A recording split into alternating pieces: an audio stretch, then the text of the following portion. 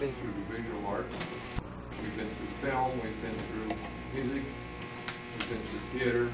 Tonight we're going to hear something about the literary arts, the topic being mirth and laughter, which will be a change of pace from last week for those of you who were here. The life and humor of George Ade. John Yost is first and foremost right now, I think, for what he's going to do tonight, the historian of the George Ade Association. He's from Kentland. He graduated from Valparaiso University. He has been in the newspaper business, he says, for about 10 years. Has published a couple of books on Newton County history. He was in New York for a period of time, and he was a lot smarter than I was because it didn't take him so long to get back here. I guess with that, John, I won't take any more of your time. Welcome, John Yost, please.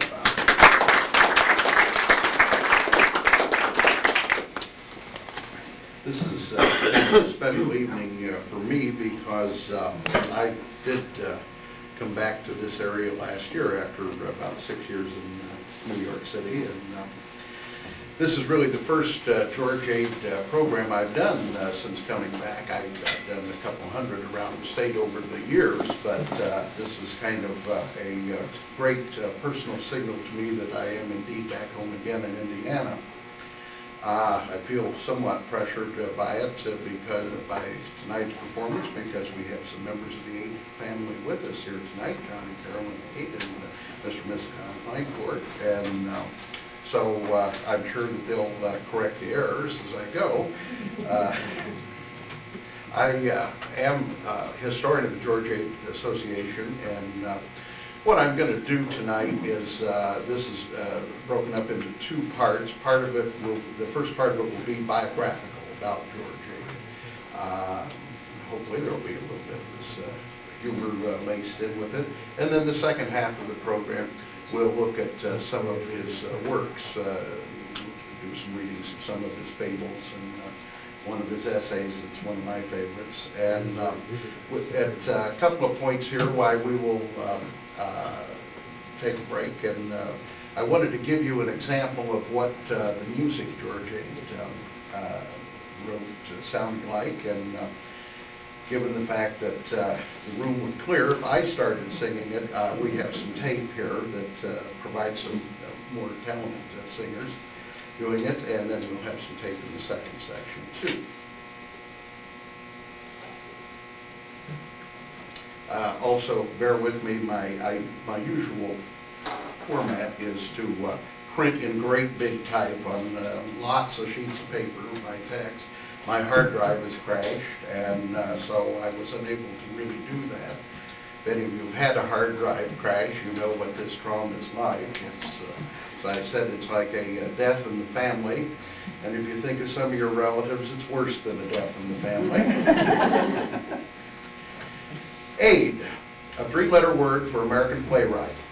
For some Americans, that is the only context in which they are familiar with George Ade.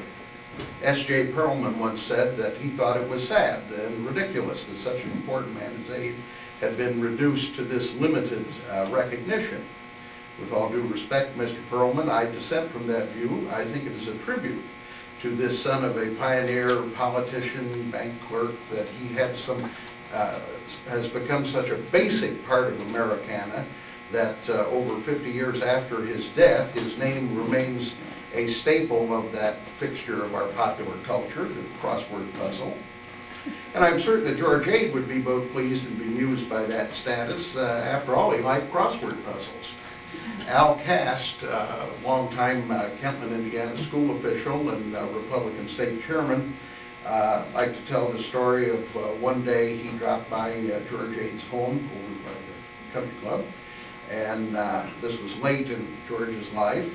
He found the humorist sitting in his study working on a crossword puzzle. Ade looked up from the newspaper page and said, "You see before you the last resort of the tottering intellect." If Ade's name recognition is not as great as it was 92 years ago when he had 4 hits running on Broadway, that should not be too surprising. But during his lifetime, George Ade enjoyed a phenomenal measure of celebrity. Whom else do you know who's had a town, a soft drink, a cigar, a hospital, a country club, a college football stadium, a highway, an interstate oasis, and a World War II Liberty ship named after him? George Ade has been accused of being a humorist, hardly a proper way of earning a living for a man reared in a Hoosiers farm town. But on his behalf, I would have to plead him guilty of that charge. Like the burglar with his bag of tools, the humorist must have certain instruments with which to commit his crimes, such as a keen eye for the foibles and follies of his fellow man and a sharp ear for the vernacular of his subjects. That Ade possessed these tools and used them in plying his questionable trade is undeniable. The evidence is overwhelming. Witness the following. The music teacher came twice a week to bridge the awful gap between Dorothy and Chopin. Early to bed and early to rise, you meet very few of our best people. Anybody can win, unless there happens to be a second entry. The house was more covered with mortgages than with paint. Her features did not seem to know the value of teamwork. If it were not for the presents, an elopement would be preferable. She was short on intellect, but long on shape. For parlor use, the vague generality is a lifesaver. Whom are you, he said, for he had been to night school.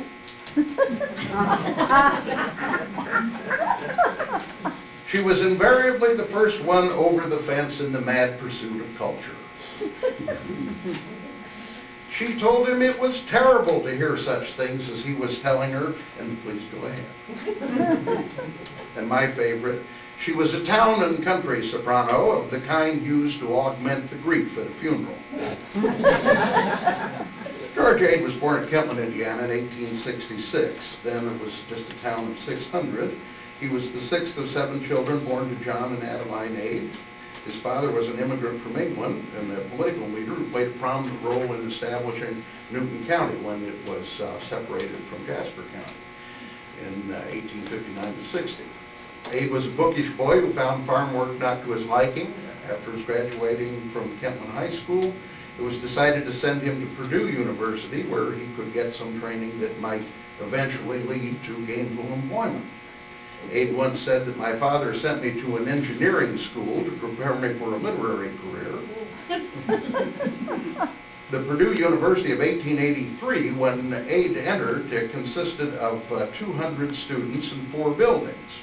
Ade was graduated in 1887, one of a class of 8. And he said that he stood at the top of his class when ranked alphabetically. Ade's years at Purdue shaped his later life. He loved the university, his Sigma Chi fraternity, the English courses that he took there at Purdue, which led him to be the head of the Literary Society and the founder of the yearbook at Purdue University. It was also at Purdue that he developed one of the most important friendships of his lifetime, that of his Sigma Chi fraternity brother, John T. McCutcheon, who, of course, went on to become the Dean of American Editorial Cartoonists. It was McCutcheon who, after a few years after their graduation, urged Ade to come to New York and to try his hand at the newspaper trade. While a Purdue student, Ade became a regular at the Grand Opera House in Lafayette, where touring companies featured the greatest stars of the day, such as Edwin Booth and Minnie Maddern and Madame Majeska. It was also there that he first saw Gilbert and Sullivan's The Mikado, which influenced much of his later work and can be seen very clearly in The Sultan of Sulu and The Shogun. Following his graduation from Purdue, Ade held several jobs in the Lafayette area. He worked for a couple of newspapers, and he was the general manager and the publicist for a patent medicine company that made a popular laxative of the day called Cascarettes, for which he conceived the slogan, "It works while you sleep." In 1890, John McCutcheon convinced George Ade to come to Chicago and take a crack at the newspaper business in that city. Abe got a job at the old Chicago Record. At first, he only wrote weather forecasts, and he demonstrated his writing skills by doing that, going out interviewing prominent Chicagoans to find out how they were dealing with adverse weather. But as his skills then became more demonstrated, he became a general assignment reporter. And among the stories he covered for the Chicago Record were the violent Homestead mining strike in Pennsylvania, and the only slightly less violent John L. Sullivan, James J. Corbett heavyweight championship fight. The Jim Corbett connection, one of the things that Abe's writing career and his career as a celebrity allowed him to do was develop friendships, as we will see, with many celebrated people. And one of them was James J. Corbett, the heavyweight boxing champion. I happened to run across in the Enterprise in Kentland, the local paper, an item from the February 23rd, 1933 edition, which wrote about the death that week of the former heavyweight boxing champion. It says here, gentleman Jim Corbett has been laid to rest, leaving us with only the memory of one of our great champions. This writer has received an article from George Ade, written for the Miami Daily News, in which he related interesting glances of Gentleman Jim as he knew him. Mr. Ade was a kid reporter on the Chicago Record at the time Corbett defeated John L. Sullivan in that championship fight. He covered the big fights as a general assignment reporter, and related a very humorous story concerning a meeting with James Corbett years later. I remember quite a few years ago, Abe wrote, being in Jim Corbett's dressing room at the Palace Theater in Chicago and talking to him and Frank Tinney. We were recalling the old days when he licked Sullivan and then Mitchell, and afterwards got a couple bad breaks of luck to James J. Jeffries and Robert Fitzsimmons. Jim said, well, we are not as young as we used to be. I own up to being 47. Abe said that he took out a pencil and did a little rapid calculating on his theater program, and then said to Jim Corbett, well, Jim, for a boy of 14 years old, you put up a hell of a fight against Sullivan in New Orleans. Abe's big break came in 1893 when the Chicago World's Fair was held. Abe was given a free hand to turn out daily stories on some aspect of the fair, and these stories appeared not in the news columns, but on the editorial page as a regular feature called Stories of the Streets and the Town. He was free to write on whatever caught his fancy, be it a person or thing or event at the fair. And his stories were really stand today as early examples of the modern personal newspaper column that later writers such as Haywood Broom and Damon Runyon perfected, and Mike Royko and Jimmy Breslin continue today. Abe's stories of the streets and the town became hugely popular. He continued as a columnist long after the World's Fair had packed up Little Egypt's tent and disappeared. Abe created a series of stock characters whose tales he told regularly in the column. The columns told of such personalities as Artie, the brash young office boy, Pink Marsh, which was about a black shoeshine person who was the subject of one of the very first portraits in writing of urban blacks. Doc Horn, the middle-aged hotel raconteur. The columns were eagerly read and then edited and reprinted in book form, and they became national bestsellers. The adult George Abe was a slender man with thick arching eyebrows over pale blue eyes. Theodore Dreiser, who credited Abe's advice with saving one of his early reportorial jobs, described Abe as a neat and well-dressed man with a soft voice and kindly manners and mood. He described Abe as having a leisurely air about him. The humorist was a man of amiable disposition who was charming to everyone he met, especially after an initial shyness was dispelled. This shyness, in fact, may have something to do with the detachment and reserve that appears in some of his works. Abe was, nevertheless, a great raconteur, whose favorite subjects ranged from the local farmers of his hometown to his close friend James Whitcomb Riley. Of all the tales I have heard about George Ade, I've never really heard a tale about a display of bad temper. It just seems not to have been part of his personality. One day in 1897, Ade was sitting around the newsroom trying to come up with a column idea for the next edition. He hit on the idea to try something a little different. He used the old fable format, just like the ancient Aesop had, which featured a parable followed by an appropriate moral. Ade used the Midwestern dialect and the characters he knew so well to tell the story. That column got a very strong response. It was called the Fable of Sister May, who did the best she knew how, as I remember. From time to time thereafter, he would write one. There was always favorable response from the readers, and the column eventually developed such an enthusiastic following that he dropped the other aspects of reporting in the column and used the fable format on a regular basis. This led to his retiring some of his popular characters like Pink Marge, but it opened up a whole new horizon for George Ade as a writer. In 1899, he published a collection of these fables in book form entitled Fables and Slang. They became a nationwide sensation.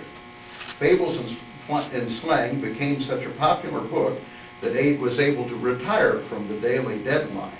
He began syndicating his columns in newspapers around the country and devoting himself to more leisurely pursuits.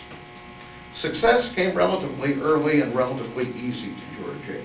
The financial success brought about by the publication and syndication of his columns and his books allowed him to indulge in one of his favorite pastimes, travel. In his lifetime, according to his biographer Fred Kelly, he made 10 trips to Europe, 11 to the West Indies, China and Japan 4 times, and completed 2 trips around the world.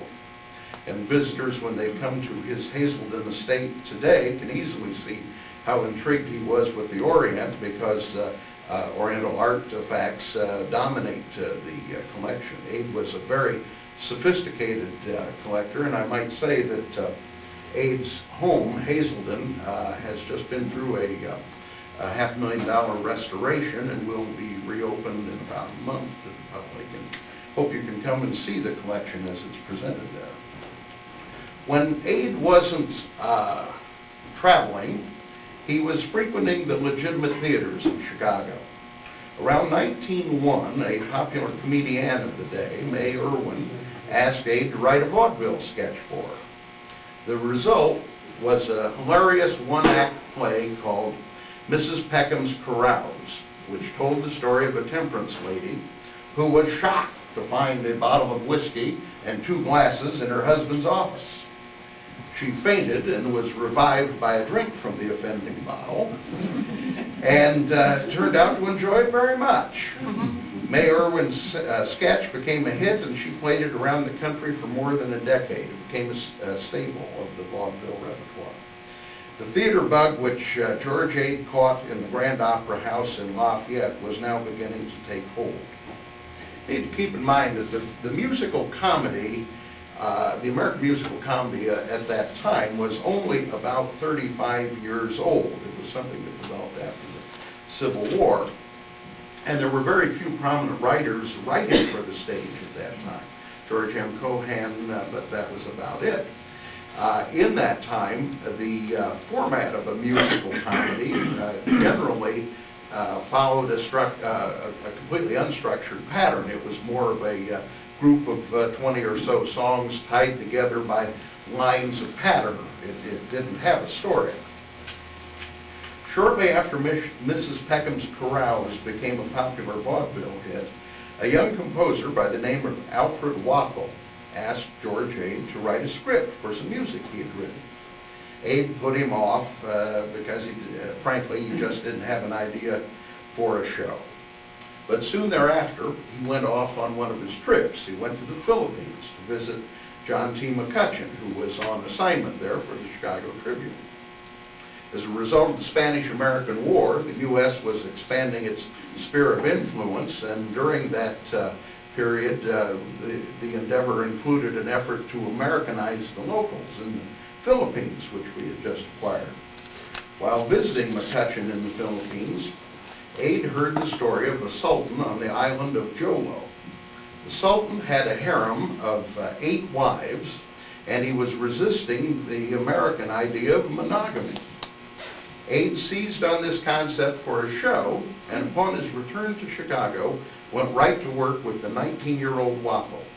The result was to have a major impact on the American theater. The script for that show was so strong and so funny that it almost overshadowed the music. It was one of the early examples of the musical comedy in the format that we know it today, where the songs are part of the storyline and advance the theme of the show. That first play was called The Sultan of Sulu, and after a brief run in Chicago, it went to Broadway. And that first show, The Sultan of Sulu, was such a huge success in New York that a second cast was organized in a theater across the street in order to satisfy the ticket demand. In addition to writing the book for the show, Ade wrote the lyrics for Waffle's music. The songs were very similar to those of the Gilbert and Sullivan operettas.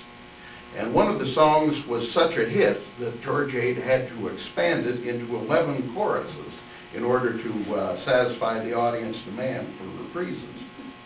The song followed the scene in which the Americans, in an effort to demonstrate the advantages of the American lifestyle, introduced the Sultan to that delightful concoction, the martini cocktail. The Sultan enjoyed them so much that he imbibed 23 martinis during the evening. The result would be obvious, a colossal hangover. The song that he sang the next morning was called Remorse, and these are some of the lyrics that Ade wrote for that piece. The cocktail is a pleasant drink. It's mild and harmless, I don't think. When you've had one, you call for 2, and then you don't care what you do. Last night I hoisted 23 of those arrangements into me. My wealth increased, I swelled with pride. I was pickled, primed, and ossified. But R-E-M-O-R-S-E, the water wagon is the place for me. Last night at 12 I felt immense. Today I feel like 30 cents. My eyes are bleared, my copper's hot, I'd like to eat, but I cannot. It is no time for mirth and laughter, the cold gray dawn of the morning after. George Ade was no stranger to the cocktail and to the attendant penalty, the hangover. One day a young writer was complimenting Ade on the poetry that he'd written for Remorse, and Ade responded in a line worthy of W.C. Fields. He looked at the lad and said, "Young man, that's not poetry, that's autobiography." Like I say, the musical format of the shows of that period was very much like those of the Gilbert and Sullivan operettas. A few years ago, we produced an evening of George Ade in Kentland and revived some of the songs, and they are very rarely heard. And so I'd like to give you an idea of what they're like. I want to tell you, this tape is not a professional tape. It was merely an archival thing we put together just to have a copy of it. What you're going to see is a dress rehearsal segment here. And you will hear Elaine Williamson sing Dangle Him Lightly, and then Barry Whaley will sing Remorse. The lyrics on Remorse are somewhat different from the way they appear in Ade's rendition of the poetry. And so, with any good fortune, this will be Remorse.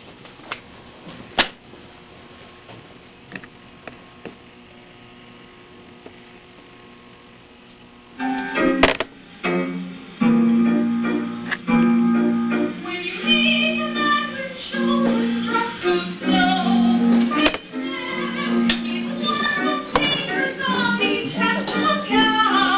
up. Smash up.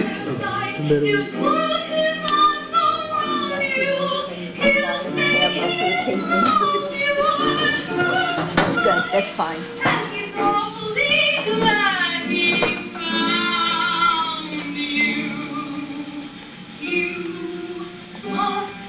Dangle lightly and talk too brightly, but shrink from his eager embrace. No passion confessing, but just keep him guessing and leave him on merry chase. You must dangle lightly and talk too brightly, but shrink from his eager embrace. No passion confessing, but just keep him guessing and leave him on merry chase. He'll try to fold you in his arms, go slow. Take care. He'll rave about your girlish charms. Look out, beware. You're the first he's loved in all his life. That callous woman hater. If ever he should want to fight, he'll notify you later. You must dangle him lightly and talk to him lightly, but shrink from his eager embrace. No passion confessing, but just keep him guessing and leave him on merry chase. You must dangle lightly and talk to him brightly, but shrink from his eager embrace. No passion confessing, but just keep him guessing and leave him on merry chase.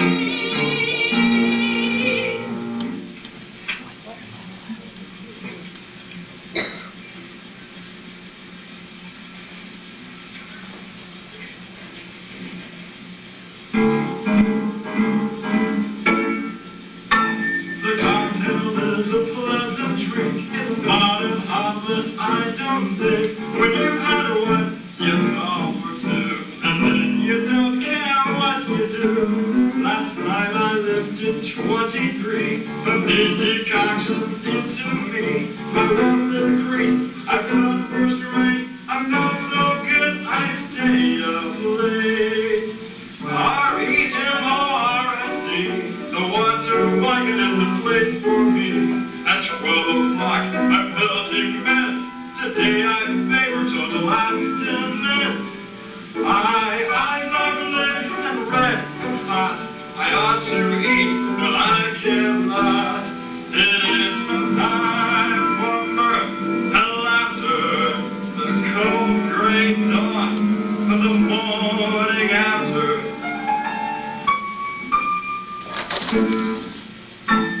If ever I want to sign the pledge, it's the morning after I've had an edge. When I've been full of the oil joy and fancied I was a sporty boy. The world was one kaleidoscope of purple joy, transcendent hope. 'Twas undiluted, perfect bliss. I didn't feel a bit like this. REMORSC. No more fancy drinks for me. A dark brown taste, a burning thirst, a head that's ready to split and burst. I'd like to hold it under a pump. When I hear a noise, I want to jump. It is no time for mirth and laughter. The cold gray dawn, the morning after. REMORSC. No more fancy tricks for me. It is no time for mirth and laughter. The cold gray dawn of the morning after.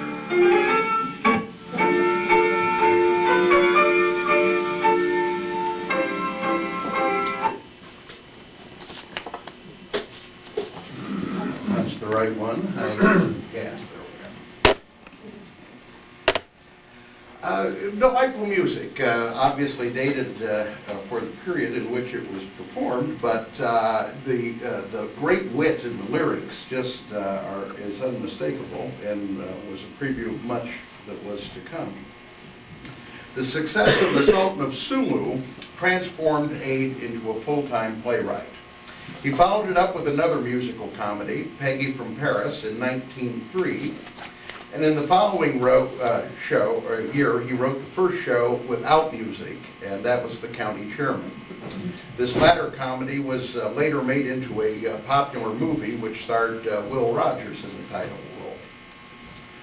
As the money came in from the royalties from these plays and from his books, on the advice of his brother Will Ade, he began investing his royalties in the farmland of Newton County. In 1904, he commissioned an old college chum, who was an architect, to design for him what he called a shack in the oak grove on his farm, where he could get away from the city and write on weekends.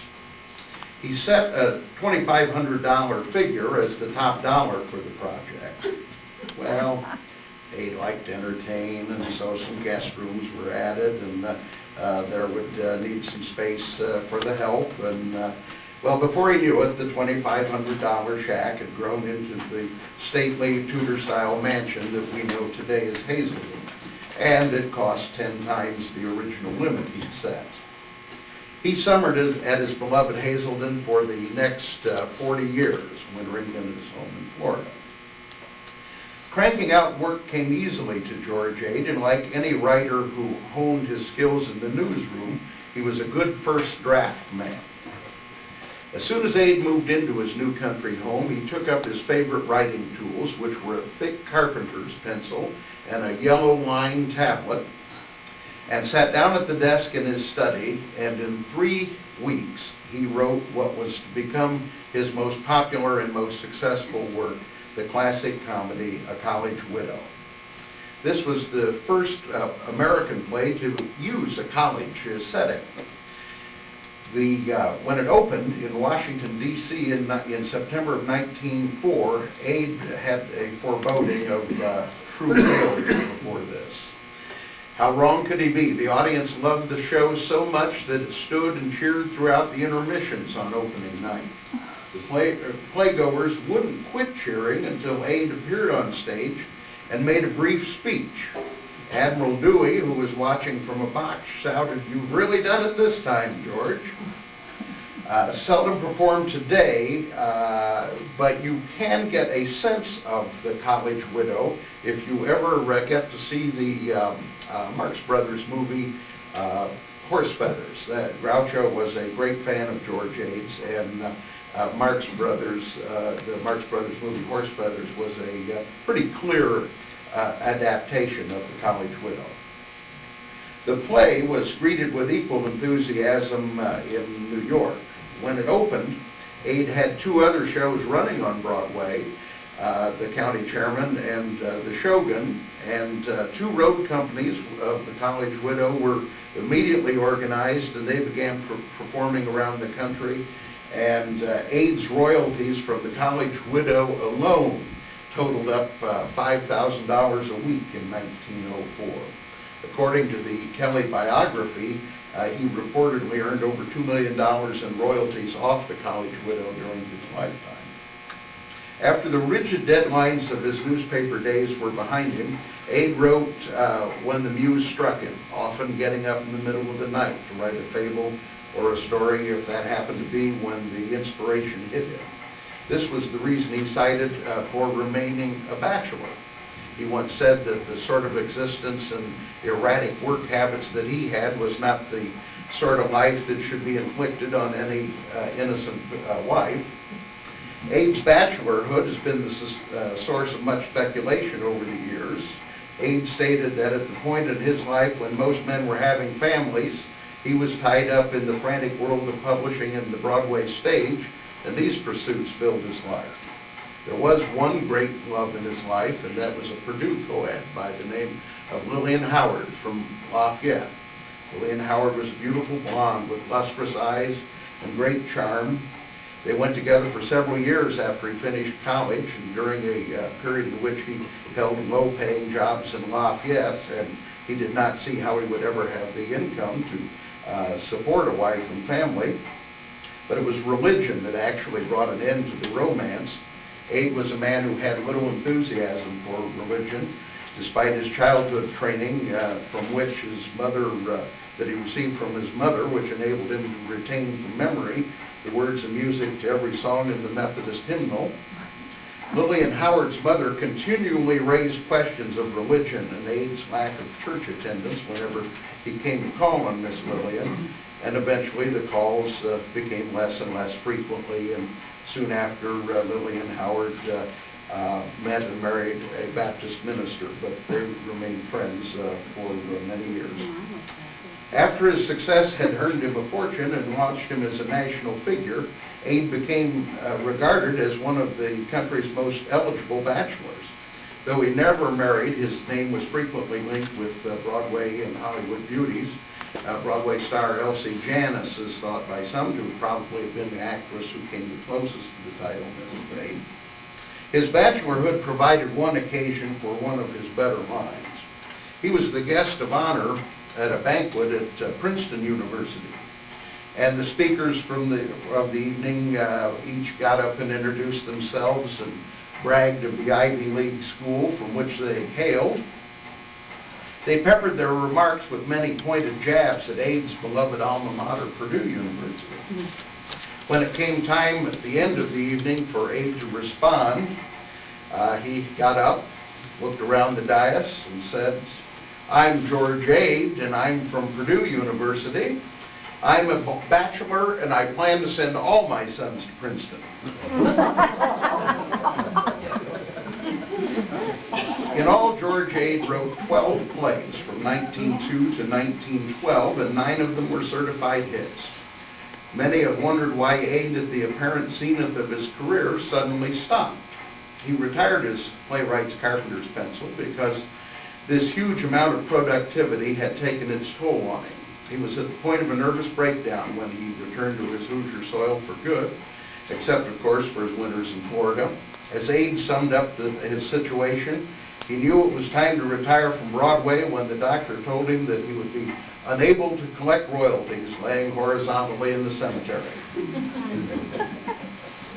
The return of George Ade to Newton County was, in retrospect, one of the most important events in the county's history. As a man of national prominence, his home welcomed many of the most famous people of the age: Will Rogers, Douglas MacArthur, 4 presidents of the United States, all of the Republican variety. Roosevelt, Taft, Harding, and Coolidge came to call. In 1910, he opened his golf course, and such golfing greats as Gene Sarazen and Walter Hagen and Chick Evans and Tommy Armour came to play. Ade wrote an autobiography which, in typical Ade fashion, runs to a modest 2 pages. In it, he wrote, "My enthusiasms include golf, travel, horse racing, and the spoken drama. My antipathies are social show-offs, bigots on religion, fanatics on total abstinence, and all persons who take themselves seriously." Ade's father was a devout and active Republican, and he imbued these views in his children. Politics permeated the home in which George Ade grew up, and he later recalled as a boy riding to a political rally at the age of 10, seated in the carriage next to Benjamin Harrison. Ade was active in Republican politics for many years, served as a delegate to the Republican National Convention in 1908, and hosted huge political rallies at his home there at Brook.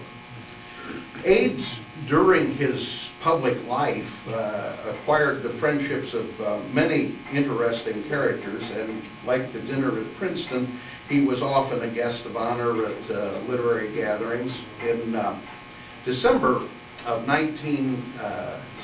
1920, the Lotus Club of New York gathered to honor George Ade. If you've ever been to the Hazelden Country Club near the dining room there was a large picture of the poster from that evening.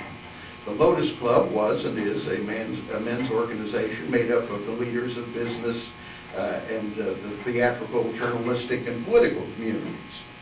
That gala dinner, some 75 years ago, featured a wide variety of speakers, including Will Hayes, then the Republican National Chairman, and later the movie censor of the Hayes Office fame, Melville Stone, the founder of the Chicago Daily News, and the noted newspaperman, author, and commentator Julian Street. While doing some research at the Aid home, I ran across a text of Julian Street's remarks that night. And I want to share this with you. Street met George Ade for the first time during the century's first decade when a group of distinguished Americans, including Ade, Street, Booth Tarkington, and several others, happened to be in Rome at the same time. They joined together to take in the ancient city's many historical sites. At that evening of the Lotus Dinner in 1920, he noted that some of the columns of the Forum were standing while others were laying on their side. Ade was quite impressed and quipped that the Forum was going to be a great credit to this town when they finally get it completed. At the same time Ade and company were in Rome, Buffalo Bill and his famous Wild West show were appearing in that city. Ade had known Colonel Cody for a number of years, so one day he took Street and Tarkington around to the Wild West show's mess tent to have lunch with the famed Indian scout. Now, Buffalo Bill had a custom of keeping the two best sets of box seats for himself in order to that he could make them available to friends and visiting dignitaries. After the luncheon, Buffalo Bill gave Ade a set of the tickets for one of these boxes so that he could take his friends to the closing matinee performance of the Wild West show. George rounded up a party of 8, and they arrived at the theater just as the show was about to start. They noticed a great deal of turmoil when they got to the theater, but they did not pay it much attention. When Ade presented his tickets to the Italian interpreters posted at the entrance, the Italians began excitedly talking among themselves in their native tongue, in obvious reference to George Ade's tickets. One of the interpreters then signaled for Ade and his party to follow him along one of the arena's side corridors. It happened that Ade had attended the Wild West show earlier in the week and had been assigned to the very same box indicated on the passes he had for this afternoon show. When Ade saw that they were being led off in another direction, he called it to the interpreters, who only motioned for Ade and his party to keep following them.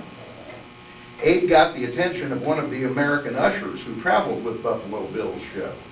The usher was a loud and overbearing young man from Nebraska who spoke only the language of the Cornhuskers and was in no way impressed with anyone who spoke Italian.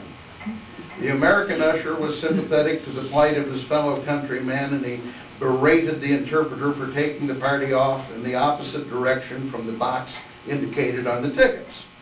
The Italian became quite agitated, but the usher paid him no attention. When the usher saw Ade's name on the passes, he exclaimed, "Are you George Ade? Why, I've read everything you ever wrote. Put her there." When the interpreter became more excited, the usher pushed him aside and said, "Don't pay that foreign bum no attention, just follow me." He then led George and the party around to the box seat specified on the tickets. As they got to the wide hallway outside the proper box, they noticed a number of Italian officials, policemen, and civilians standing in the passageway. The usher elbowed his way through the crowd.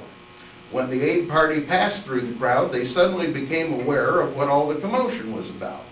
It seems that on a half hour's notice, Italian King Victor Emmanuel and Queen Helena brought along some of the royal family to take in the Wild West show. They took over the royal box and the neighboring box, the one that had been assigned to George Ade and his friends. When Ade looked into the box, he saw that the seats were filled with men in royal uniforms and women in plumed hats. The usher was not at all impressed with this, but he was impressed with the fact that his favorite American writer and the company of other noted countrymen held tickets for the box now occupied by some of the royal party. The usher placed himself between the royal couples and the show, and with fire in his eyes loudly said, Here you folks, come out of there. Come on, hurry it up. This ain't your box. Get out. Get out, I tell you. As Julian Street stated at the dinner, it all happened so fast that George and the rest of us had no time to retreat. We stood there in horror, and there was horror all around us. You could feel it. It ran down your back like an electric current. The people in the box stared coldly at the usher and at us. But the usher was not in the least disconcerted. He advanced menacingly toward them and told them that if they didn't get out, he would throw them out right then. At this point, the Italian interpreter rushed up with reinforcements. They seized the usher violently. They cried out, "No, no, you don't know what you do. You crazy man, come away. Holy Mother of Jesus, you don't know who it is. It's the Duke of Abruzzi and the Count of Turin." The Nebraska boy was unimpressed by the distinguished titles. He shook off the interpreters, turned on them savagely and bellowed, "I don't care who they are. They got to get out of here. This here's George Ade, and he's got the tickets." As Street recounted it, by this time George and the rest of us turned and were fleeing with the utmost possible dispatch through the crowd. The Nebraska boy followed, catching up with George, and stopped him. "Look here, Mr. Ade. Don't you let no dumb foreigner come in here and buffet you out of your seats. No, sir, that won't go. You come back here with me, Mr. Ade, and we'll show him who's going to have that box. You got the tickets. You're entitled to sit wherever you damn please." Rather than let the seating arrangements for Buffalo Bill's Wild West show touch off World War I prematurely, Ade and his party of noted Americans effected a diplomatic withdrawal. Ade's benevolent, George Ade, when he returned to Newton County, he was a benevolent presence in the county. The fact that he was a national celebrity did not in any way affect his interchanges with his local friends. I got interested in Ade in part out of reading his biography, where Fred Kelly wrote about Ade's affection for his friends, including the local characters, and he listed several, one of whom was my great-grandfather, Herbert Harrington, who great-grandpa Harrington stood 5'6" and weighed 325 pounds, and Ade described him as Biddy Harrington, who ordered a fried chicken instead of some fried chicken. To give you an idea of the sense of how Ade's celebrity could be a problem for him, I ran across this story in a 1913 edition of the Enterprise. The story started out simply enough. While Ade went to Lafayette to visit his alma mater, he slipped on some ice and fell. It is a tribute to the degree of his national celebrity at that time to see how the simple story of that fall mushroomed, and it also illustrates how celebrity can be a burden. As the tale was recounted in the social columns of the Newton County Enterprise, relatives and friends of George Ade living in Kentland were surprised Monday on reading the Chicago papers under scare headlines that Mr. Ade had fallen on the icy pavements of Lafayette the day before and had been seriously injured. The story related how he'd been found on the sidewalk unconscious, taken to the hospital in an ambulance, and that his life was in great danger. The news was also a surprise to Mr. Ade, for he had simply lost his footing and fallen on his way to Purdue. He was not injured beyond a bump on the head that he'd forgotten within an hour. Some enterprising reporter played up the story to the newspaper for all the money that it was worth, and Ade was obliged to telegraph a denial to his friends all over the country who made inquiries about his condition. It was George Ade's hat, not George Ade himself, that had to be taken to a drugstore for first aid after some grand and lofty tumbling on the icy pavements of Lafayette, Indiana, Sunday. "Tell the newspapers that I demand a retraction," Mr. Ade said in a plea that sounded almost pitiful as it came over the telephone from the Indiana city.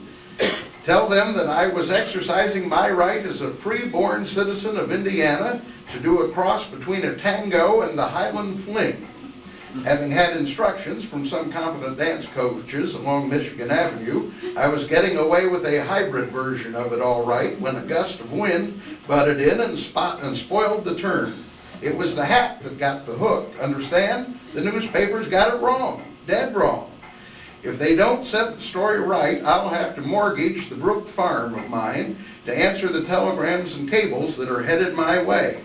I never knew before that I had so many friends ready to extend cordial sympathy by wire, collect or otherwise. While I was making financial apologies to the man whose sidewalk was injured, a friend of mine took the hat into the drugstore to brush it off. I wish now that he hadn't done so, because I could put up a whole hat factory with the money that has been spent on telegraph messages. Please assure them that my hat is doing as well as may be expected, considering the size to which my head is swollen, like the revenues of Western Union. Ade said in his biography that he loved to put on big parties and celebrations and see throngs of people having a good time. This was something of an understatement. The parties and celebrations included the 1918 political rally at which William Howard Taft kicked off his successful presidential campaign. At a time when Ade's home was reachable only by dirt roads, 25,000 people turned out for this event. He was a founder of the Indiana Society of Chicago, and he regularly hosted hundreds of society members at picnics at Hazelden. He served as Grand Counsel of the Sigma Chi fraternity, and his annual parties for that group were legendary. While leading the life of a country squire with more than enough money to permit a lavish lifestyle, and while being the toast of New York in this century's first decade, Ade never abandoned his Hoosier roots. He enjoyed hosting Roosevelt and Taft and the others. He also made regular trips to the barber shop in Brook for a shave and to shoot the breeze with the boys in Kentland in the back room of John Ryan's store. It was listening to the conversations of his townsmen as a child that enabled Ade to have such a fine ear for the Midwestern dialect, which he produced with humorous results in his writings. While he poked fun often at rural types, he did so without malice. He never forgot that he was cut from the very same cloth. He loved children, and among the fondest memories of my parents' generation are the fabulous children's parties that he threw annually. These parties, held every summer for years, featured games, clowns, magicians, prizes, treats, and his personal favorite, daylight fireworks. We sent out 500 invitations and got 800 acceptances, Ade once quick. And you may rest assured that the children did not get any more pleasure out of it than their host did. The latter-day Hoosier humorist Gene Shepard, whose first book was a compilation of Ade's writings, has observed that Ade's passion for entertaining and for having huge crowds in for celebration comes from the loneliness, which is an occupational hazard of being a writer. Loneliness may have also been the motivation for these events, but it was also successfully masked by the persona of a hail fellow well met. From this loneliness came some of America's most beloved writing and some of Newton County's happiest memories. If the manufacturing of joy was his stock in trade, using the fruits of that labor to benefit others was one of his most admirable features. His friend Booth Tarkington said of him that Ade was hopelessly generous. Any down-on-his-luck actor or newspaper colleague from the old days found George Ade to be an easy touch.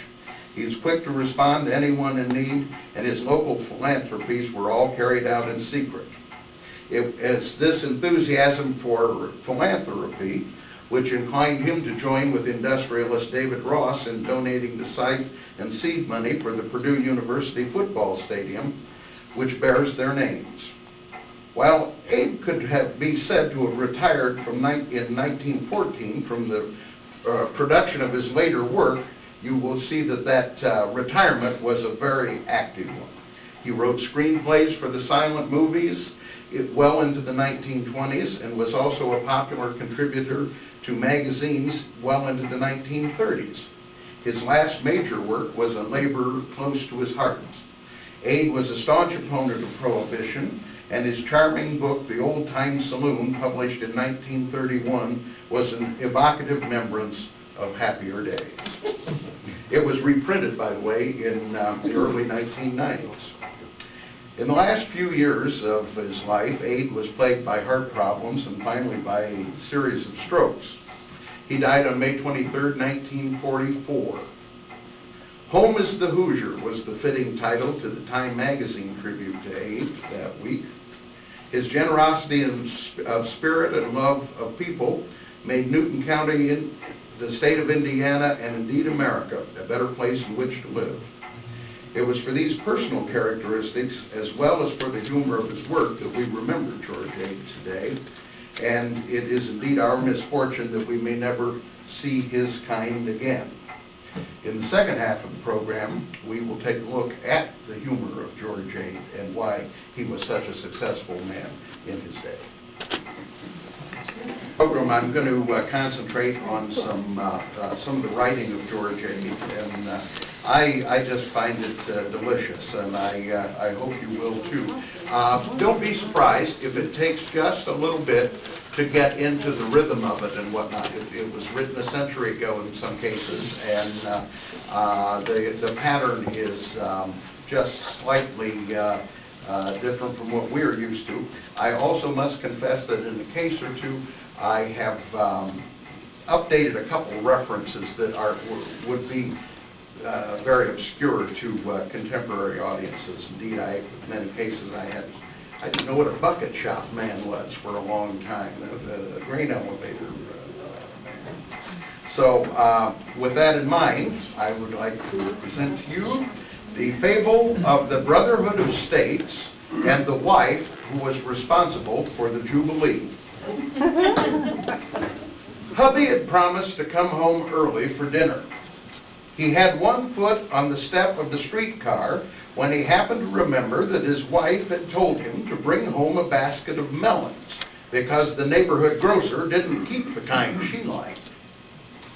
Hubby objected to playing pack pony on the streets, but he knew there would be a catch-as-catch-can talking match if he failed to show up with those melons, so he turned and reluctantly allowed the streetcar to go its way. He sought a delicatessen store and bought a 5-pound basket of undersized cantaloupes that looked as if they were chapped. He started back to take the next car when he ran into an old friend from Memphis. The acquaintance from the South said that it was the custom in his part of the country, when two gentlemen met after a long separation, to pour a small libation on the altar of friendship. "You will excuse me if I don't refuse," said hubby, and the two began to look around for a place where such a ritual could be performed. As they laid their breastbones against the saloon's metallic handrail, hubby saw a vision of a lady with auburn hair. She was watching the streetcars unload at the corner. There was what you might term a baleful gleam in her eye, and she was beginning to tap the floor with one tootsie. Those who understand the matrimonial code know that when a lady begins to telegraph with one foot, then is the time to climb a tree. Hubby did not mention the vision to his friend from Memphis. He did not believe in telling his troubles to an innocent third party. The man from Memphis ordered up 2 juleps. The julep is built in a tall vase, and it consists of a leafy roof garden superimposed on a display of fruit, and the whole underlain with an ice flow. Hubby had to take off his hat in order to crawl through the mint and get to the beverage. As he looked at the fading sunlight through the kaleidoscope of prismatic flashes and blushing cherries, a picture of Mabel with her face against the window pane faded away, and he beheld 10,000 star-eyed sirens in white, all singing Dixie. He felt a great love for the Southland welling up in his heart. So he told the barkeep to put the basket of melons on ice and to get busy with 2 more of the same. He took Memphis by the hand and said that Mason and Dixon's line was only a memory. He wished to propose a toast to sunny Tennessee, the brightest gem in the diadem of states, the home of fair women and brave men. After the second julep, he told the barkeep to take the melons out and feed them to the cat, and order up a horse-drawn carriage with 2 drivers. On second thought, he decided to take the melons along to throw at the streetlights in order to prove that the North and South were one and indivisible. Hubby arrived home at 2 a.m. carrying the handle of the basket. When the little lady opened up on him, he proved to her that he would have been there at 6:15 if she'd not asked him to purchase all those supplies. Moral? Usually the woman is to blame.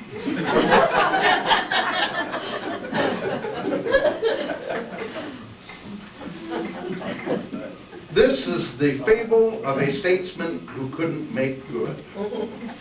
Once there was a professional bluff whose long suit was glittering generalities. He hated to work, and it hurt his eyes to read law, but on a clear day he could be heard for a mile, so he became a statesman. Whenever the Order of Foresters had a picnic, they invited him to make the principal address because he was the only orator who could beat out the racket of the merry-go-round. The habit of dignity enveloped him. Upon his brow deliberation sat. He wore a fireman's mustache and a white bow tie, and he loved to talk about the flag.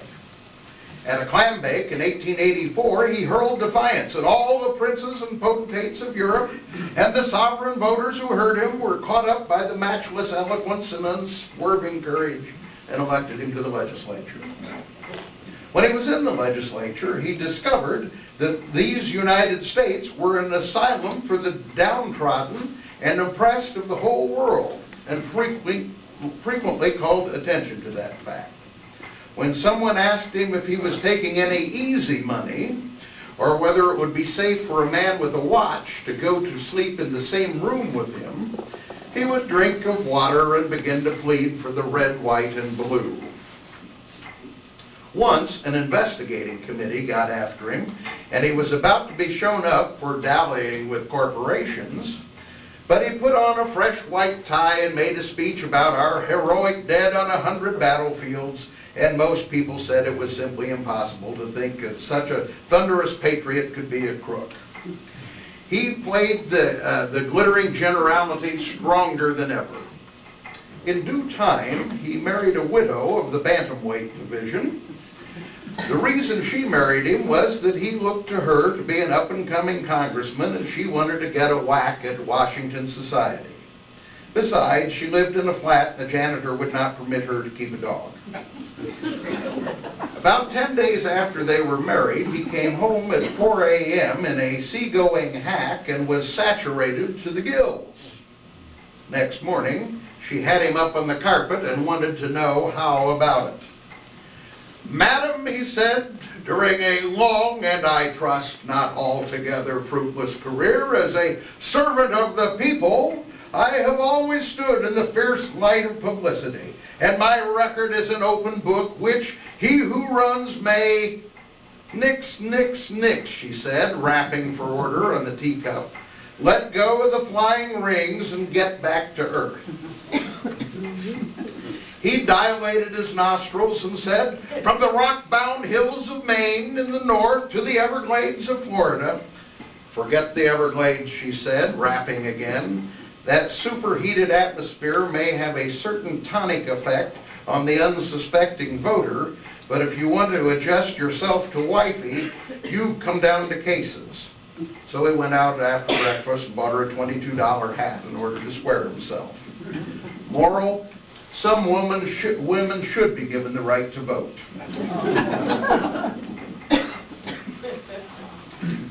One of the writings of George Ade that I love especially is an essay he wrote. It became the title piece in a book called The Joys of Single Blessedness.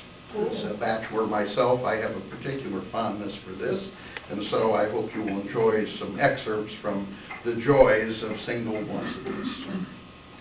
The bachelor is held up to contempt because he has evaded the draft. He is a slacker. He has sidestepped a plain duty. If he lives in a small town, he is 50% joke and 50% object of pity.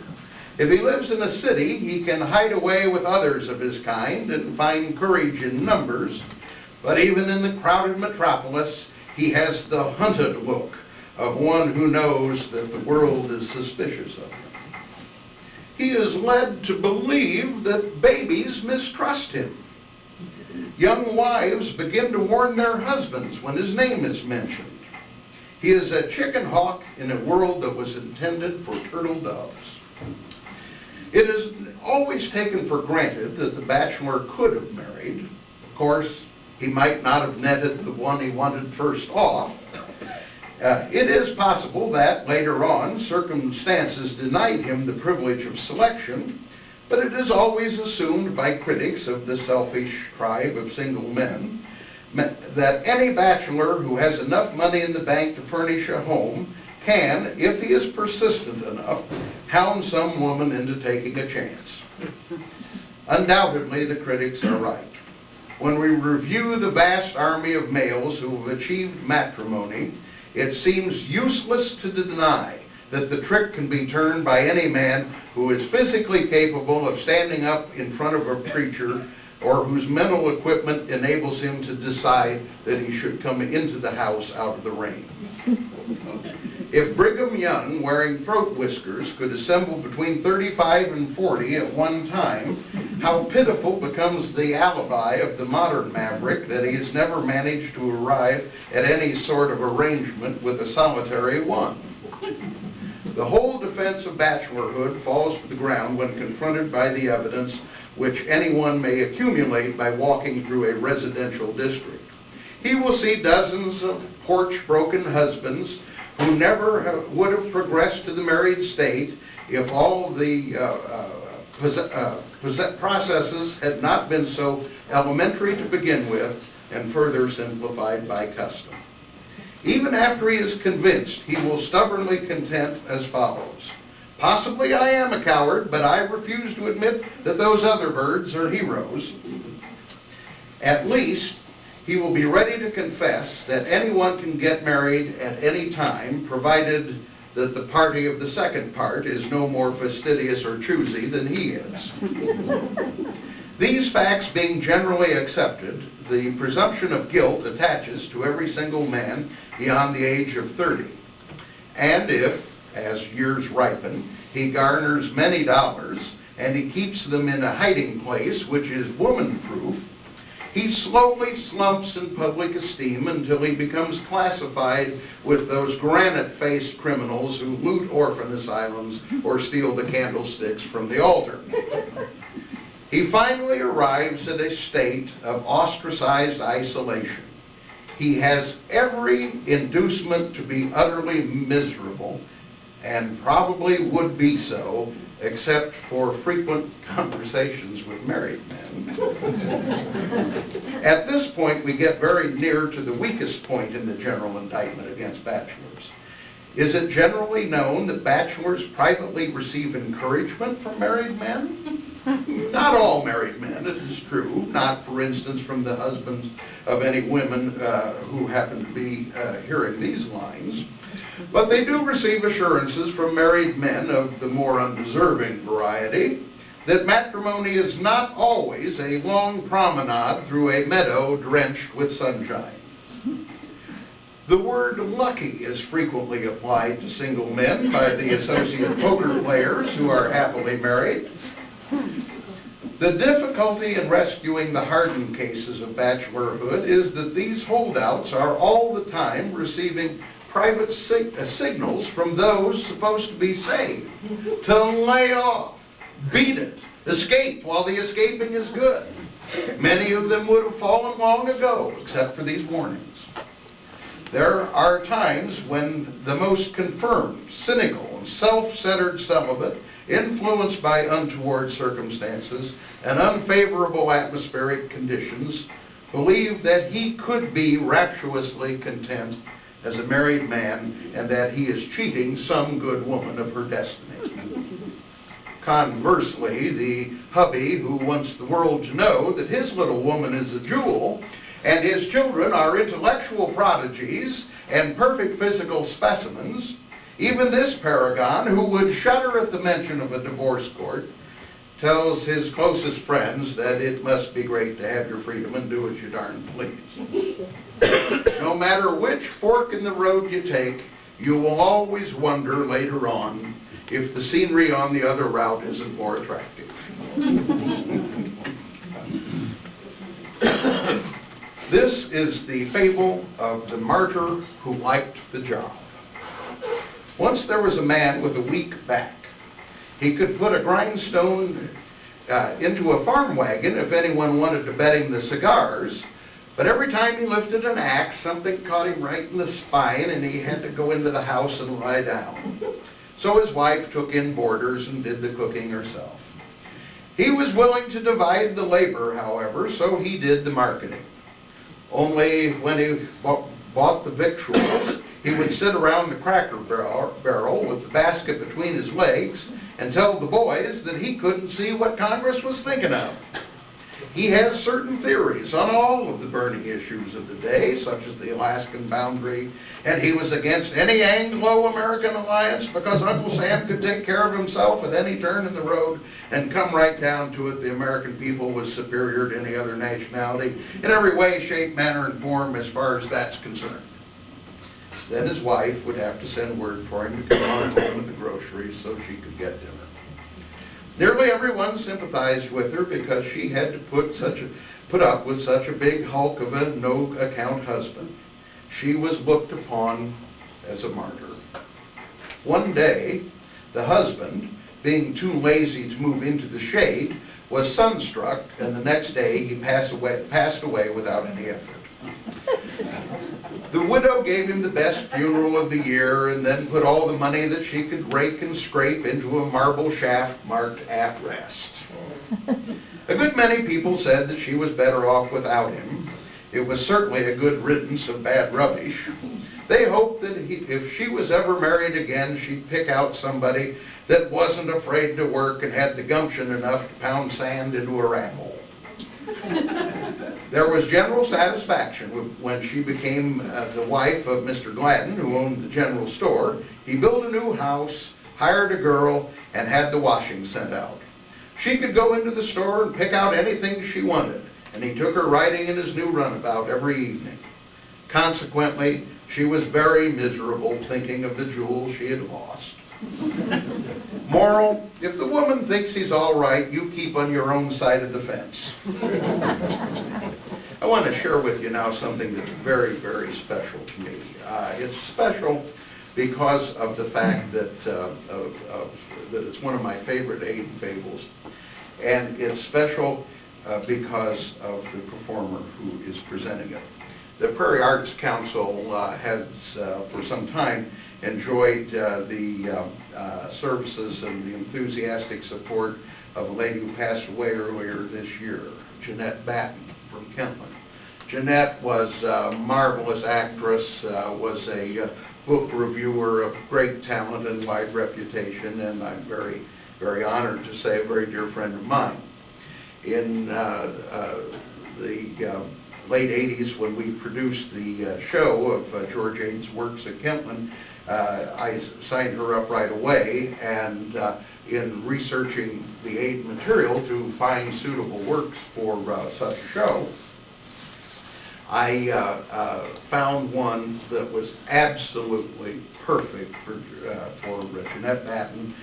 George Aid had a premonition of her when he wrote this, and so I want you to sit back and enjoy Jeanette Batten as she does the reading of the fable of what happened the night the men came to the women's club.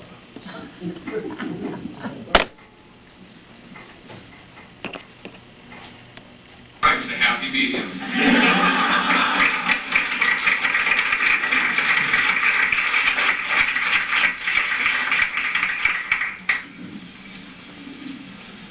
The fable of what happened the night men came to the women's club. In a progressive little city claiming about twice the population that the Census Bureau enumerators could uncover, there was a literary club.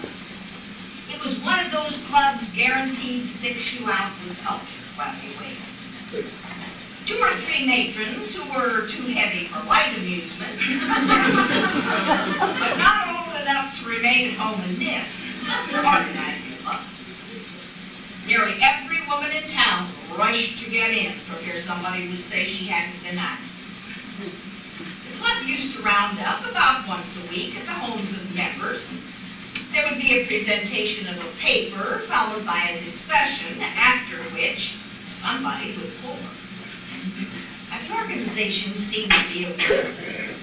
One thing the lady clubbers were dead set on. They were going to have harmony with an uppercase H. They were out to cut a 7-foot swath through English literature, from Beowulf to Scrooge inclusive. And no petty jealousies or bickerings would stand in the way. So, while they were in the club, they would pull kittenish smiles at each other and applaud so as not to split their gloves. And sometimes they would kiss, too. But they always kept their fingers crossed. Of course, when they got off in 2s and 3s, they would pull the little meat axes out of the handbags. And hang a few monographs. But that was just easy. Everything considered, the club was a tremendous go. At each session, the lady president would announce the subject for the next meeting. For instance, she would say that next week they would take up Milth. Then everyone would romp home to look in the encyclopedia of authors and find out who in the world. On the following Thursday, they would have Milton down pat and be primed for a discussion. They would talk about Milton as if he'd been down to the house for tea every evening that week.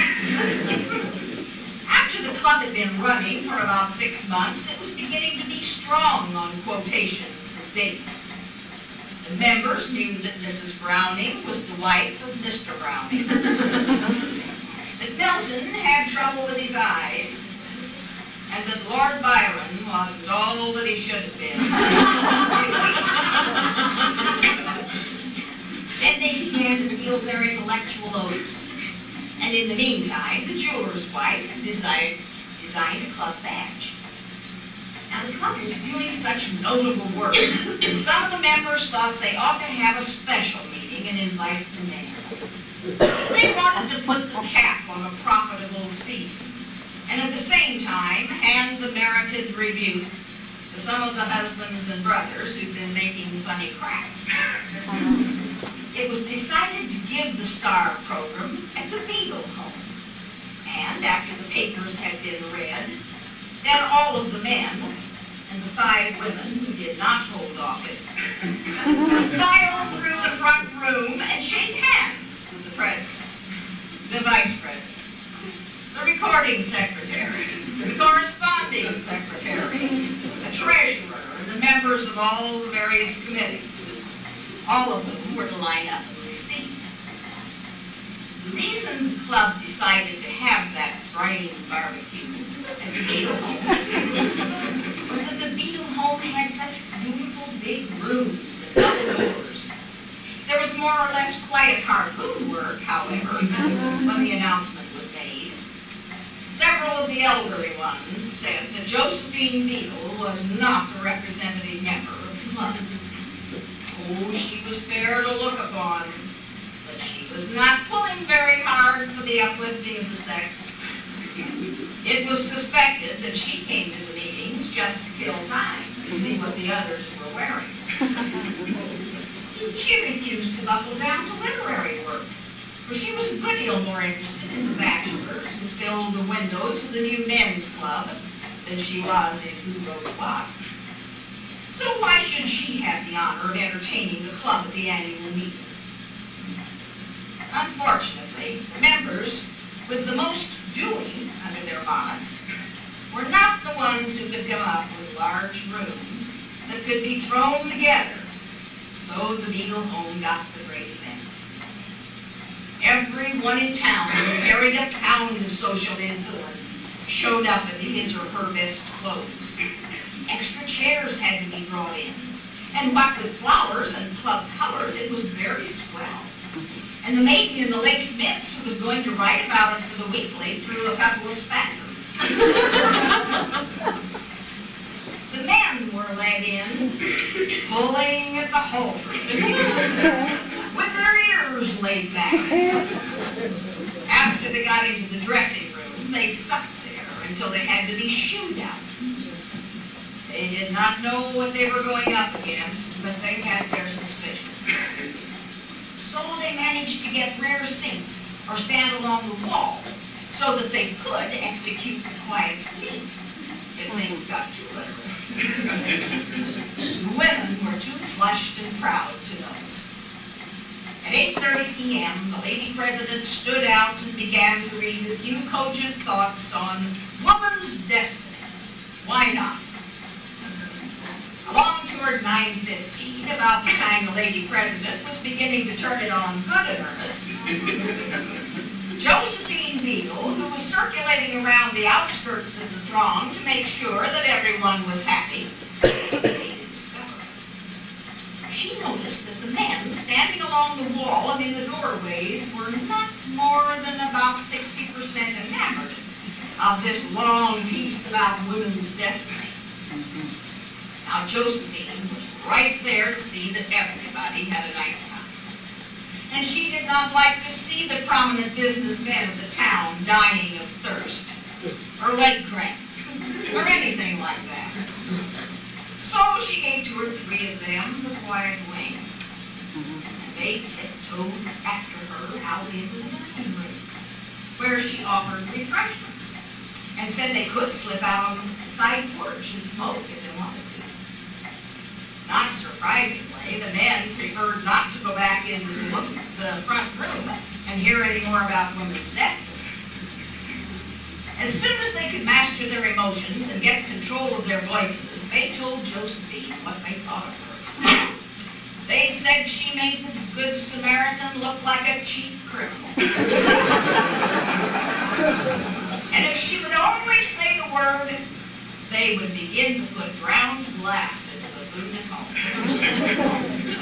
Then Josephine called them boys, which made a hit with those on the sloping side of Fort More and more of the men seemed to awake to the fact that they were overlooking something. So they came on tiptoe out to the dining room and declared themselves in, and flocked around Josephine and called her Josie and Joe. They didn't care. They were having a pleasant listening. Josephine gave them all snifters of brandy, and then she let them go out on the porch to smoke. By the time the lady president came to the last page, there were only 2 men left in the runway. One was asleep, and the other was pinned in.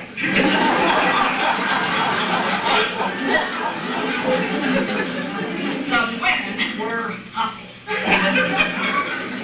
They went out on the porch to make the men come in and found them bunched out there, listening to a story a traveling man had brought to town. Now, the plan was that during the reception, the company would stand about in little groups and ask each other what books they liked, and make it something on the order of a salon. This plan miscarried, however, because all of the men wanted to hear ragtime, played by Josephine, the lifesaver. Josephine, of course, had to yield. The men all clustered around her to give her their moral support. After After one or two selections, they felt sufficiently keyed to begin to hit up those low-down songs about baby and the blues. No one paid any attention to the lady president, who was off in a corner holding an indignation meeting. The secretary of the vice president.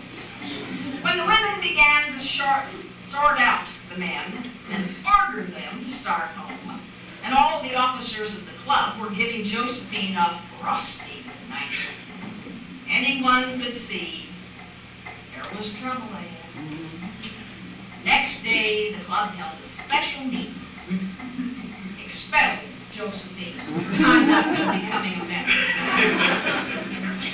Josephine sent word to them as follows: rats.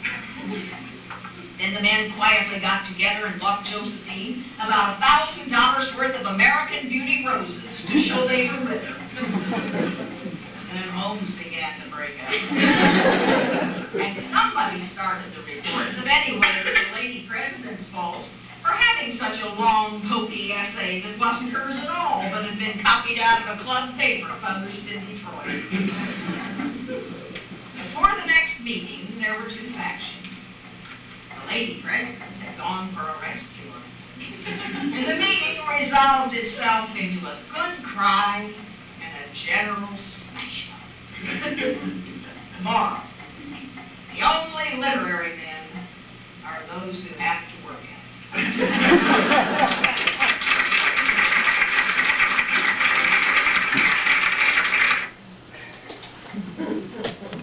Takes a certain amount of courage to follow Jeanette Patton, I have to tell you.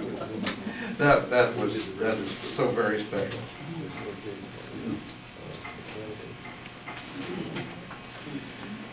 This is the fable of the husband who showed up and did the best he knew how. Once there was a wife who entertained a great deal.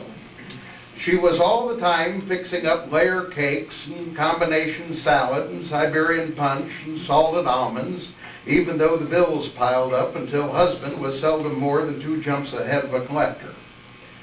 She was never more happy than when she had a house full of grown-up Peter Pans all talking at the same time. For 2 or 3 days after an unusually swell session, she would sweep around the house in a flowered wrapper, stepping high and feeling that she could give cards and spades to Mrs. Potter Palmer. She always had a gallon or more of visiting cards in a German silver tureen in the front hall. Anyone who dropped in was sure to notice that she was on close terms with the best of them. She used to bulletin all the doings at her house in red letters a foot high, and then when the society reporters came around to get the names and costumes, she would let on to be annoyed and say that it was funny that one couldn't have a little gathering without the papers wanting to know all about it. She preferred that nothing at all be written about her reception. But if the press insisted on printing something, they might say that it was a rip scissor and the beautiful hostess wore a striking creation of pale mauve satinette and a quart of diamonds. The husband of this woman had no liking for these violet teas or afternoon canasta orgies. When his wife was tearing open the street with one of her social events, he preferred to stay downtown and get a little snack rather than face the music. He felt more at ease with a Swiss cheese sandwich in a German restaurant than he did of partaking of brick ice cream and listening to stories about the pastor.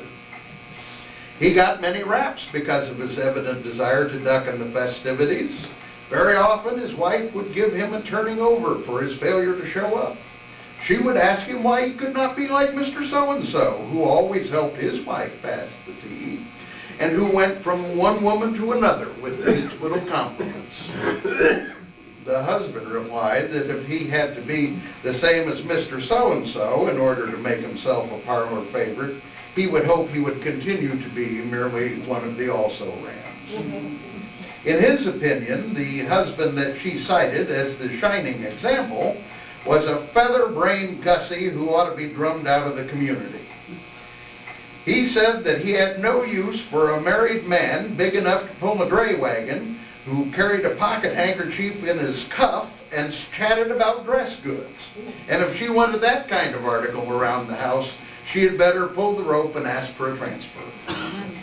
She came back by saying that she would just as soon see a gentleman making himself agreeable to a covey of refined ladies as to see him off in a club with a lot of traveling salesmen and horse breeders pulling for table stakes and swilling Manhattan cocktails. Furthermore, she thought things had come to a pretty pass when a husband would sneak in the back way and crawl up the stairs in order to avoid meeting his wife's guests. She nagged him until he decided that he would go in for her kind of fun just to keep peace in the family. One day, when the street in front of the house was jams with coupes and brooms, and there was a strip of red carpet trailed down the front stoop, just to give the place a tone, he came home early and got into his frock. This man despised himself whenever he was in the ministerial togs. He always was feeling for the side pockets. When he caught a glimpse of himself in the mirror, he realized that he was a dead ringer for the neat artists who come out in the variety shows and play the sleigh bells. But it was up to him to please the wife, so he got into his long suit and wrestled with the white ascot and gummed his hair down and rubbed in a little scent so as to make himself as offensive as possible, and went down to mingle. He gave everyone the high-up handshake and said that he was awfully glad to see her, and beamed and nodded and carried on as unnaturally as possible. It was off to a flying start.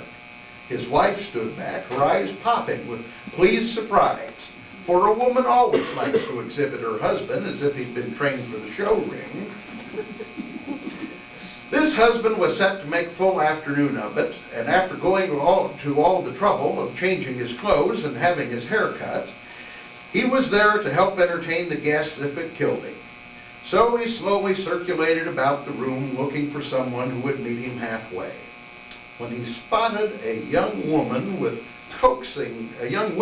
coaxing dimples and taunting smile, he said to himself he could do no better, for she was the talk of the town. So he put himself up alongside her and began to make spicy observations. He had heard that one is permitted a certain latitude with widows, and he went in for the whole 180 degrees.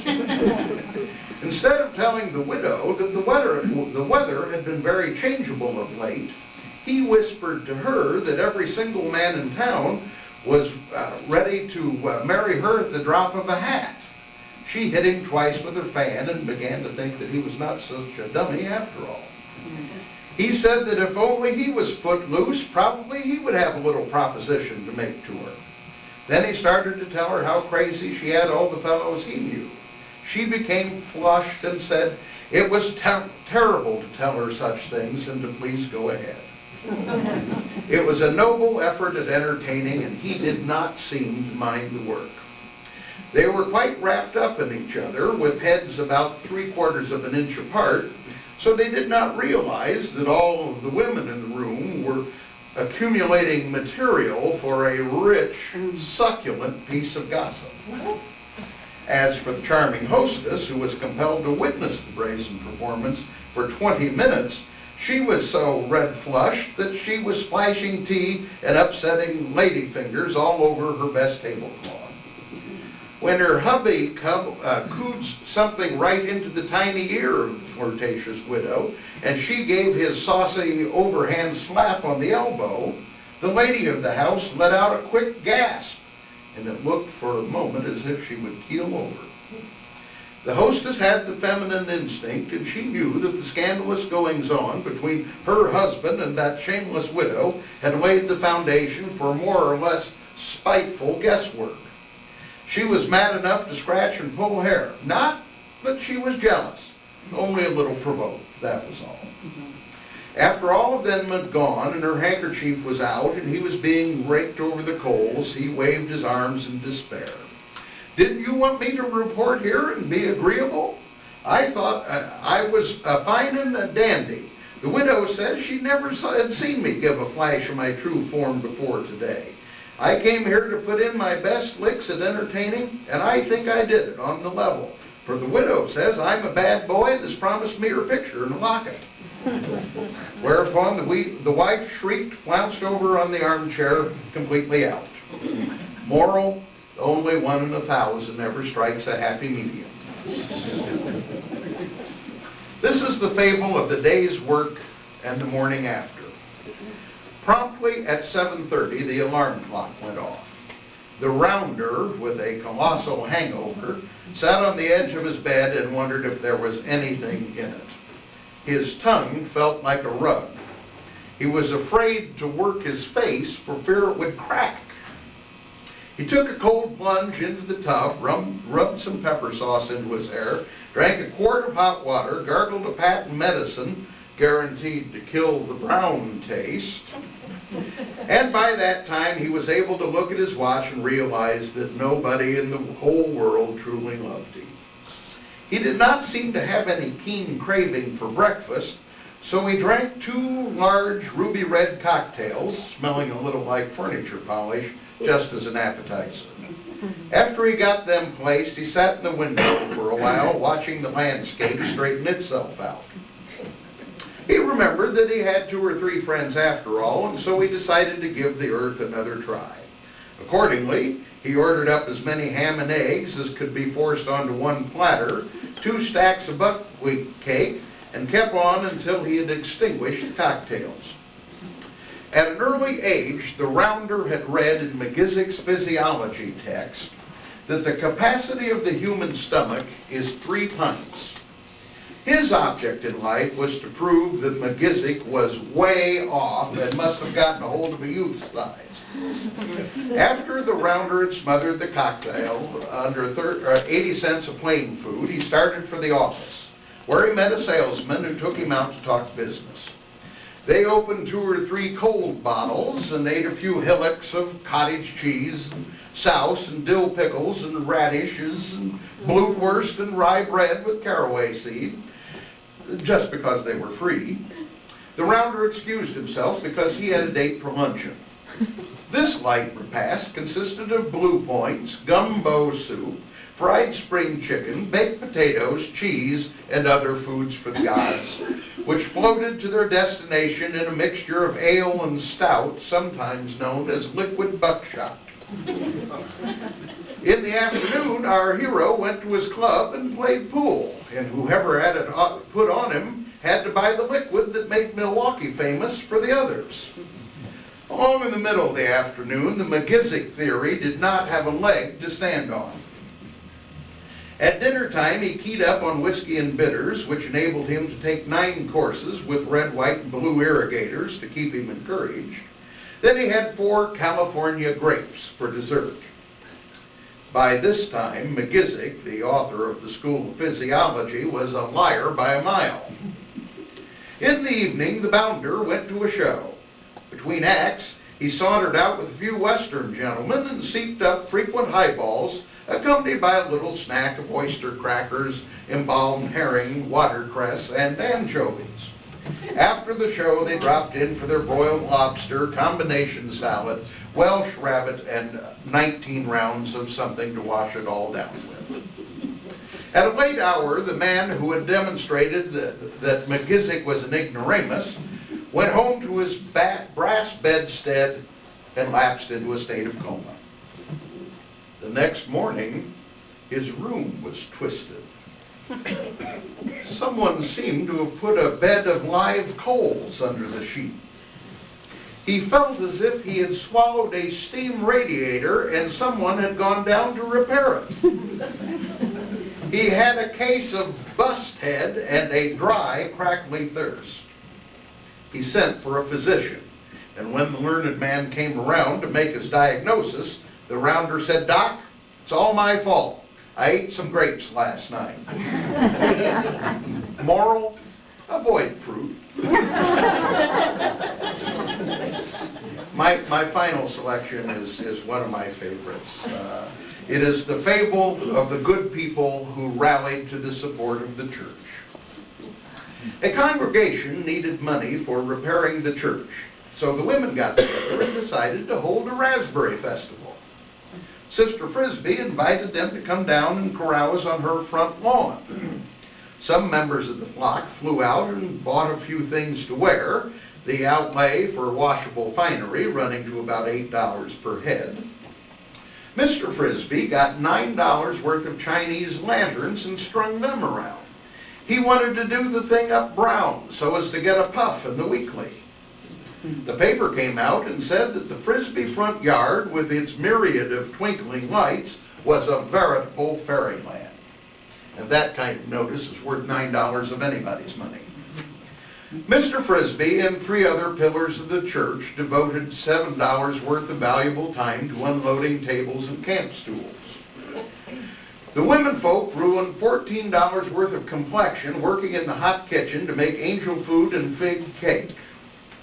On the night of the raspberry orgy, the public trampled down $45 worth of shrubbery.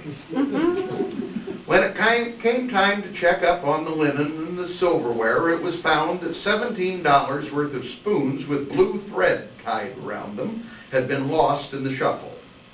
When the drip from the candles had ruined $29 worth of summer suits and percale shirtwaists. 4 children gorged themselves, and each was tied up with the green apple quick step before sunrise. The doctor bills footed up to $18. After clearing the wreck, paying the drayman, and settling for the ice cream and the berries, it was discovered that the church was $6.80 to the good. So everybody said it was a grand success. Moral, anything to avoid dropping it in the basket. Thank you very much.